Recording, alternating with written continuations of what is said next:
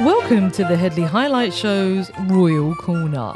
This week in the Royal Corner, Meghan, Duchess of Sussex's As Ever Season 2 racks up 2.1 million views. And a holiday special is going to be planned for December. Also in the Headley Highlight Show's Royal Corner this week, Harry, the Duke of Sussex, and his future over Invictus, those vipers are out just like they were for Centre Barley. Harry, you need to be careful. We're going to chew all over that. Also in the Headley Highlight Show's Royal Corner this week, Boo Boo Kitty Katie went to one of the Peckham aunties. They sewed in some mesh and she's got new trestles. She has the highest bouffant one has ever seen as she made her debut at the Natural History Museum, refreshed and anew after her, 15th holiday? We also have another story about Boo Boo Kitty Katie and her new fresh start look in the Hello magazine.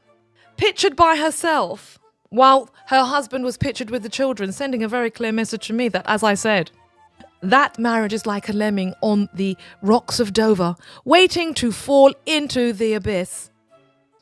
We also have a story about the green-eyed king, the lazy one, King Indolent in Waiting, interfering with the Scottish independence election in 2014 and pressurising the Queen, allegedly according to a new book, to intervene like he was bothered in any way. I'm sure it was just about the receipts, darlings. We also have the passing of the Duchess of Kent, and Boo Boo Kitty Katie didn't shelter anyone under her umbrella when she was supposed to be filmed with the little people, the minority group shot. But the reins opened and then all she wanted to do was to cover her hair to make sure that the Peckham trestles didn't get wet. We have also Sycophant of the Week, darlings. All this and more on the Headley Highlight Show's Royal Corner this week. And before I jump in, let me say a huge thank you to everyone who's been donating, liking, sharing, commenting, and being involved in the community and in the content. I am absolutely loving it, darlings. We are now at 1,941 subscribers, moving exponentially to 2,000, 5,000, and then into the stratosphere. Do make a donation, as I'm very partial to 3 wings and chips and a Miranda and potentially a Bitcoin or potentially a bit of XRP. I mean, the price is down, but who minds? So with no further ado, darling, let's jump straight in, shall we, darlings? Oh, I almost forgot. We also have Sycophant of the Week. We wouldn't be the same without those. There's just so many of them. Let's move along swiftly, shall we? So the first story I want to bring to you is the Duchess's new series, As Ever Season 2, and the fact somehow that she has not got into the top 10 of Netflix. Now, as far as I'm concerned, she's had 2.1 million views. I mean, it only came out on the 26th of August. Now, that is a significant number of views. But if you read any of the newspapers, they would be saying, oh, well, unfortunately, it's not done as well as the last one, and it's been placed in this level of category. Like somehow it's not doing well. But the point is this, it's had 2.1 million views since the 26th of August. Over 5 million watch hours. So this is not a failure. And the reason I wanted to bring this story to you in the very beginning of my headspace is to say that this is a good news story about the Duchess. The As Ever Season 2 has been moving wonderfully. If you're relying on the usual suspects, the Western, mainly white, bitterati male women who desperately need somebody to talk about because, let's face it, they've got no unique selling points on their own, you would automatically think that it's not been a good series, it's not working well, the products are not moving. But that's just not the case. It's been and it is working well for the Duchess. And the suggestion that there won't be a third series so early on, as if any of these people who are writing about it have any indication what the components of the deal were. So they're not even in a position to discuss anything. So it's a good news story about the Duchess. So this article is by People magazine, and it makes reference to what's happening with the Duchess's second season. It says that the second season was released and the ratings list for the week in which the season 2 with Love has debuted has come out. Her 2025 show has 5.3 million views. The streaming service list of most watched shows also included many other shows that got a lot more views, so it doesn't mean that she hasn't been successful in it. And as I said, there's also going to be a holiday season. So in December, we're going to get new products for the season, and there's going to be some extra content, which is going to be fabulous. So more power to the Duchess, basically. That's all I'm saying. And don't pay attention to any of those ridiculous headlines that always want to do the Sussexes down. Moving along swiftly, darlings. Now, this story, my mum brought this to my attention, okay? So I thought I'd do a little bit of investigating into it. And it's about Invictus Games and how Harry needs to step down. It was run in the New York Times and, of course, GB News. And that should tell you very much how closely related those two things are, or those two publications are, in terms of their content and the things that they peddle. And given that this article, in my opinion, is a collection of puff, flour, and potentially vapor, I think Nika Shakhnazarova will be a contender this week, an early contender for Sycophant of the Week. Nika Shakhnazarova, please do come and take a seat. You are a contender this week from the New York Post for Sycophant of the Week. Don't touch any of the hors d'oeuvres, and the pie that you want to contribute, nobody wants to eat it. Please take it home when you leave. So one of the reasons I'm giving Nika Shakhnazarova from the New York Post the accolade this week of Sycophant of the Week is because, first of all, she writes this rather stupid title. Prince Harry could be forced to quit Invictus Games. Here's who would likely take over. So the first thing you're supposed to think about, firstly, is that he could be forced out. She's trying to capture your interest in her article by giving you a negative news story. She doesn't give any indication how he could be forced out, but her opening salvo is, Prince Harry may be compelled to relinquish his role as patron of Invictus Games, potentially creating a leadership void at the helm of the foundation, according to a report. Really? What report? Pray tell, Nika. Nika Shakhnazarova, I cannot pronounce her name, I do apologise, but what can I say? Without some elocution help, it's going to be sounding rather butchered. Anyway, Nika Shakhnazarova goes on to tell you that those people who are close to the situation see Harry as a divisive individual. According to those close to the situation, Harry's approach and divisive reputation in the UK stands in the way of his legacy at the foundation. Now, when I read this, you know what the first thing I did? First of all, I read the article and I thought to myself, this is nauseatingly poor. She's definitely going to be a contender for Sycophant of the Week. But in addition to that, I went and looked at what Invictus Games is and who owns it.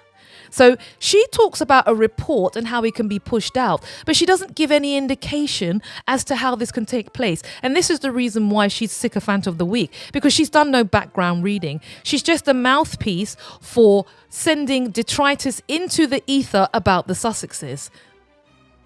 So let me just give you a little background as to why this cannot happen. And it potentially, this is actually not quite the case. There could be some changes, but it's not a case of a report that Nika is being availed of, because she hasn't even done the basics. Prince Harry is the founder and patron of the Invictus Games, and it's a charity, and it was set up in 2014, and it has a board of trustees. So if you think back to Centre Barley and how his charity was infiltrated, deployments of the green-eyed king who wants everything that Harry has, they went in and they disrupted Harry's program via the trustee board. So potentially, there is the scope, depending on how robust the governance procedures are for Centre Barley, for there to be a change in the trustees, and for those trustees to have a change of direction and therefore look elsewhere. However, the report that Nika makes reference to as the basis of that happening, frankly, I haven't been able to see any evidence of it in her article. Like I said, this article is just an exercise in puffery. She cites sources that are close to the situation that can give information about how the legacy of the foundation is being affected by the prince. This is also, once again, disingenuous on her part. None of those sources are even named in the article. She then says, and there's a quote, "The Duke has become an increasingly divisive figure, particularly in the armed forces." According to who? Sorry, Harry should have been the person who should have been the Colonel-in-Chief of the Army Corps.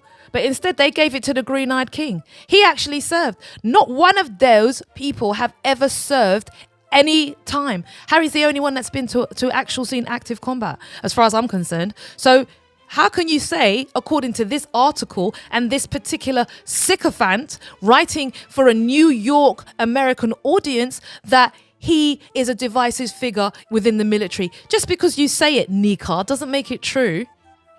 And of course, the source is not named. You just got quotation marks. The source further goes on and says, if Harry were to resign as patron, I'm sure they would have no trouble finding a new royal patron.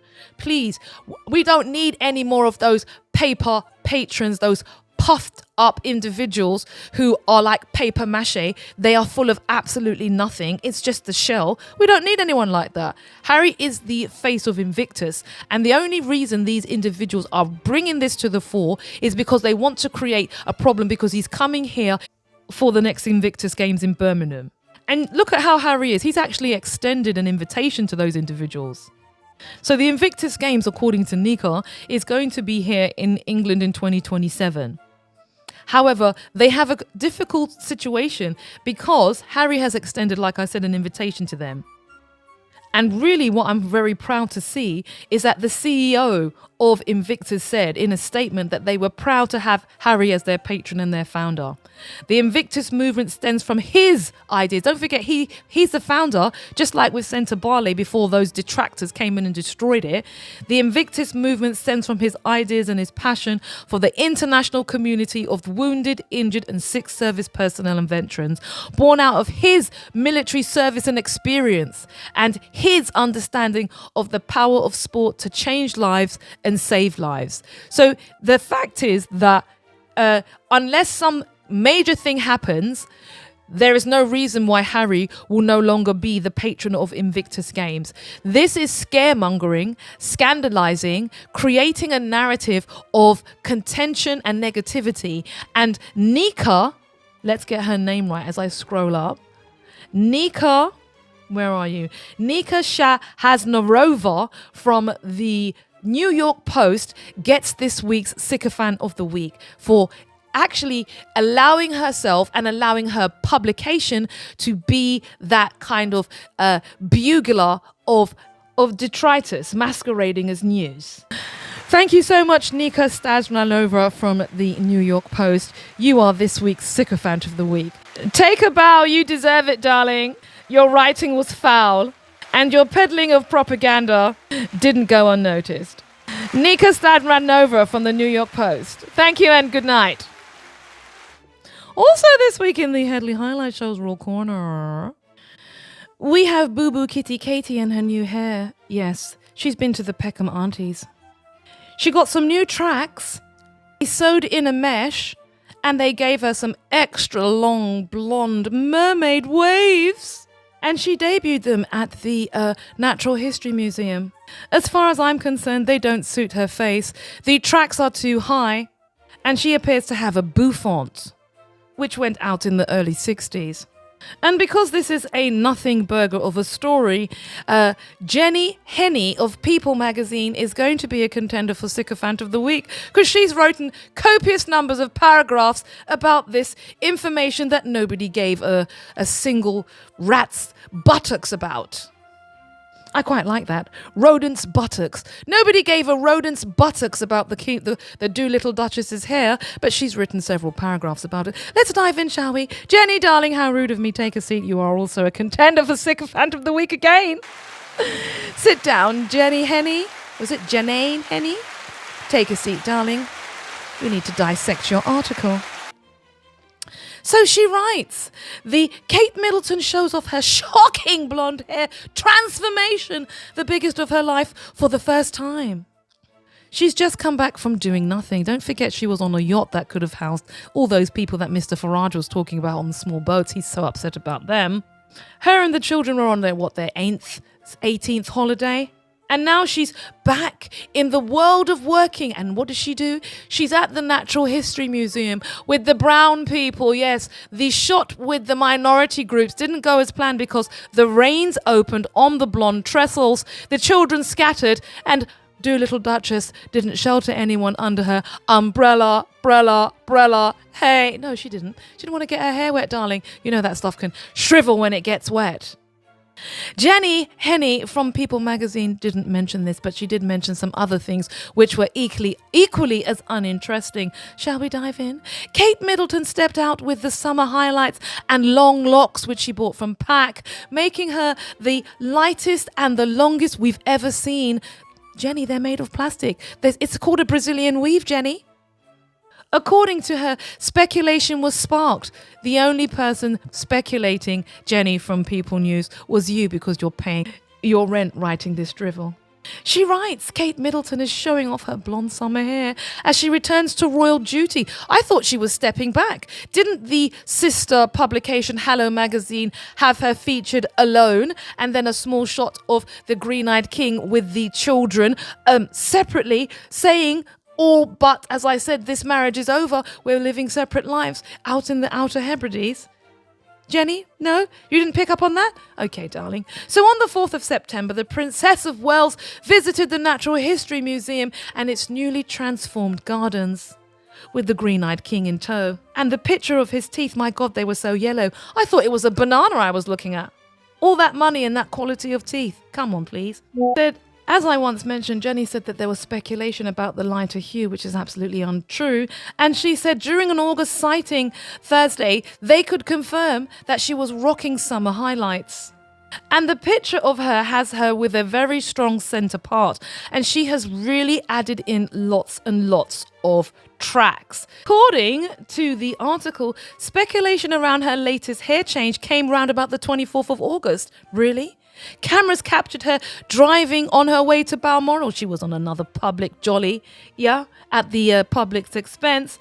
And we saw the long, loose waves on her way to church. And now we've got several articles all about it. And you know, they've shown it from the back and you can see where her hair stops and the trestles begin. That you shouldn't have done a back shot, okay? For people who know what to look for, we can see where her hair stops and where the trestles begin. It's not long in her back like that. That is fake news. According to Jenny, the look marked a departure away from the royal July hair, which we'd of course should have been paying attention to. And her hair was also different when she went to Wimbledon. She goes on to tell us that the Little Duchess has had many different types of hairstyles, like we were interested in that. She's had bangs, she's also had highlights, and all of these things we needed to know in the article. She then reaches for the cancer card to give you that last sympathetic air to the article. And like I said at the top of the exercise, this is a nothing burger of an article. Those are not her hair. She went to Peckham and she tried in some tracks. It's not newsworthy, darlings. It's not newsworthy. It hasn't improved her, and no one believes that she's having a fresh start either. So based on that, darlings, I think I should move along to the next story. Now I've got to hurry up because I'm actually already late for the show this week, but I'm going to finish this before I jump straight into that. But the point is this, there was another story that I wanted to bring to your attention this week. Now, did you hear that Prince William basically leaned on the Queen to put out a statement to say that she basically wasn't really in favour of Scottish independence? She said it in the generic way that they do say things when they're seeking to influence politics and pretend not to influence politics. But according to the article, he actually persuaded the late Queen to make an intervention in the Scottish independent referendum, according to this new book, which is called, according to former Times royal correspondent Valentine Lowe, the intervention was made and pressure was put on the monarch to speak days before the vote in September because David Cameron and the then Prime Minister felt that the Scottish Independence Party had a very strong chance of being successful. Now, when this was played out in the public, it was articulated within the context, oh, she's just making a comment. But that's not the case according to the book. According to the book King Bitter in Waiting, sorry, not King Bitter, the Green-Eyed King in Waiting, he played a role behind the scenes. And it was revealed that in this book called The Power in the Palace, that he pressurized the Queen, his grandmother at the time. The Queen urged people to think very carefully about their vote. And while it might not be, you might not think this has any truth to it, the point is this family is always politicized. And why did the Green-Eyed King care? I'm sure it's to do with the legacy of money that he wants to continue to enjoy. Don't forget, him and his wife get £2 million a month for doing absolutely nothing. And my final story this week is about Queen Camilla. She was in Dulwich. Because don't you notice now, all of the royals are suddenly rocking up to the areas where they have lots of brown people and little poor people. She was out in Dulwich and she was enjoying another iconic museum opportunity. So she visited the famous Dulwich Picture Gallery during an outing. And this was obviously important news. The Daily Jang covered it, and who writes for them? Who even knows this new publication? But she's got in here, like, you know, let's listen to what she done. A day after the 76-year-old British monarch visited the Oratory of St. Philip, where she was shown centuries-old Cardinal's room that remains exactly as it was in 1890, a little bit like their approach to how they deal with the public. She toured the Dulwich Picture House, and this is news that we need to be interested in. There are pictures of the side salad chamois leather standing in a floral dress in a letterbox, and we're supposed to want to click and listen to what she has to say, and nobody has. They also went on Instagram, where nobody was interested, commented or shared anything, and told the world about the fact that the side salad was there.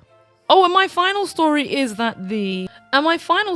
week is that the Duchess of Kent passed away. She was 92.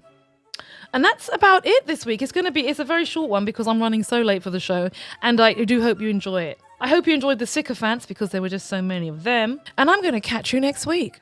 Toodle pips, darling. Don't forget to make a donation. And cut!